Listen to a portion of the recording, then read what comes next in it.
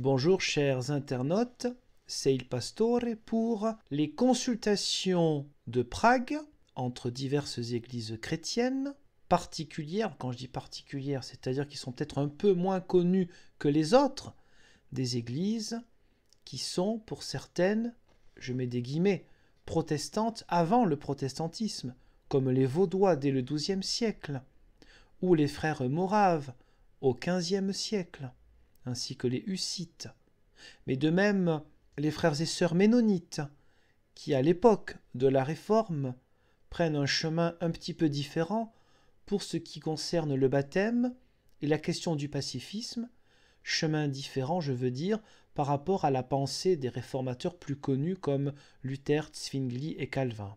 Donc il y a eu cette seconde consultation de Prague en 1987 entre le 23 et le 28 juin, intitulée « Eschatologie et transformation sociale », eschatologie c'est-à-dire la théologie, la pensée, la croyance sur les derniers temps.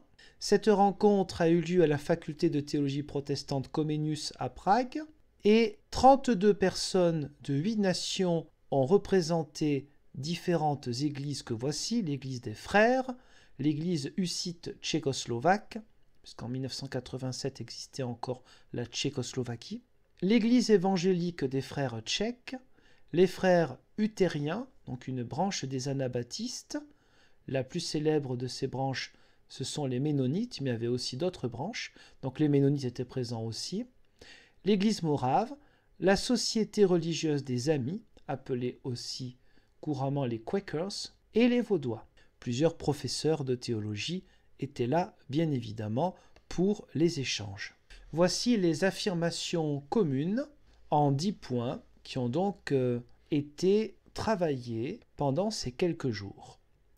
Nous affirmons notre désir de demeurer ensemble et de croître ensemble vers une fraternité toujours plus profonde et plus importante.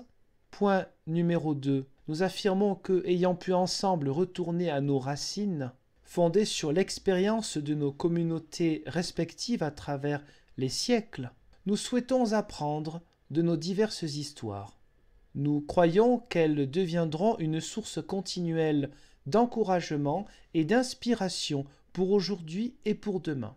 Petite pause avant le numéro 3. Ce texte, que vous traduirez sûrement mieux que moi, on va dire c'est plus le sens général. Le texte d'origine, vous le trouvez en lien, il suffit de cliquer en dessous de cette vidéo.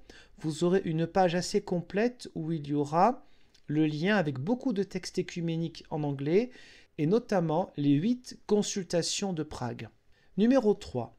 Nous croyons que notre espérance ultime provient du Christ qui l'a conquise. À la lumière de cette espérance et de la foi par laquelle nos ancêtres de la première réformation et de la réformation radicale, première réformation, petite parenthèse, les Vaudois, les hussites, les frères tchèques, les frères moraves, réformation radicale, les anabaptistes comme les luthériens ou les ménonites. Donc je reprends. Et la foi par lesquelles nos ancêtres de la première réformation et de la réformation radicale ont vécu, nous voyons que nous ne pouvons pas résoudre les sérieuses difficultés du temps présent de l'humanité seulement par l'effort humain. Numéro 4. Nous croyons que le royaume de Dieu, le règne de la paix, de la justice et de l'amour, est déjà présent dans ce monde. Le véritable discipulat, alors le mot n'est pas joli en français, c'est discipleship, le véritable témoignage du disciple aujourd'hui nous appelle à porter témoignage de cette réalité, c'est-à-dire la réalité que le règne de Dieu est déjà présent dans ce monde. Soyons-en les ambassadeurs. Numéro 5. Nous croyons que l'Esprit Saint nous invite à voir que Dieu est déjà à l'œuvre dans l'histoire. Notre espérance eschatologique, c'est-à-dire sur les fins dernières, nous invite à joindre l'œuvre de Dieu par la justice, la liberté et la paix, tout en prenant conscience que c'est Dieu qui défie chaque statu quo. Numéro 6. Nous confessons que le fait que des enfants et des adultes mourant chaque jour à travers le monde défie notre foi et notre existence chrétienne jusque dans son cœur.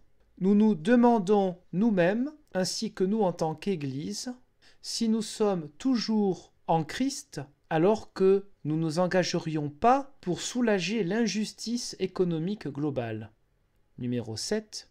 Nous nous engageons nous-mêmes pour un style de vie simple comme un signe de changement structurel. Nous croyons que les appels de l'Évangile à nourrir les affamés, à vêtir les nus, à visiter les malades, à libérer les captifs, sont des demandes raisonnables, si une civilisation humaine veut survivre. Numéro 8.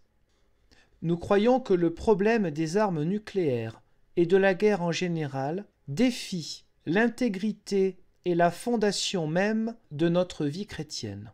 Nous nous engageons à éclaircir à nos communautés et églises que par notre position au sujet des armes de destruction massive, nous affirmons l'Évangile ou nous trahissons l'Évangile. Numéro 9. Nous sommes appelés à être responsables pour l'intégrité de la création.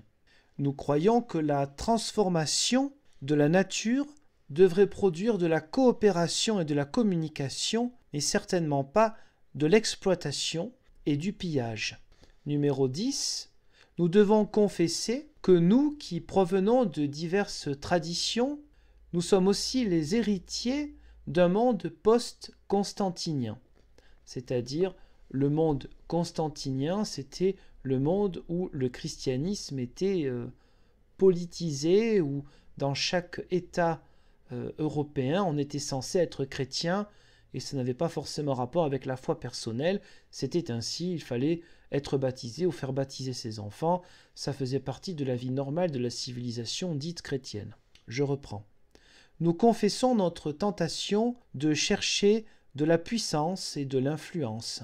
Déjà, nous apprenons encore de notre passé que l'existence chrétienne est fragile, incertaine et risquée. Bien que nous ne glorifions pas la pauvreté et la souffrance, nous savons que nous pouvons être appelés à rejoindre ceux qui sont marginalisés et qui souffrent. Notre foi en Jésus-Christ nous laisse voir que tous nos efforts sont soutenus par le pardon et la grâce de Dieu. Je vous remercie pour le visionnage de cette vidéo et je vous donne rendez-vous, Dieu voulant, peut-être pour d'autres consultations de Prague ou d'autres vidéos sur ma chaîne YouTube. N'hésitez pas d'ailleurs à partager ces vidéos si vous y trouvez un certain intérêt, une certaine curiosité. N'hésitez pas à la partager autour de vous. Merci, au revoir.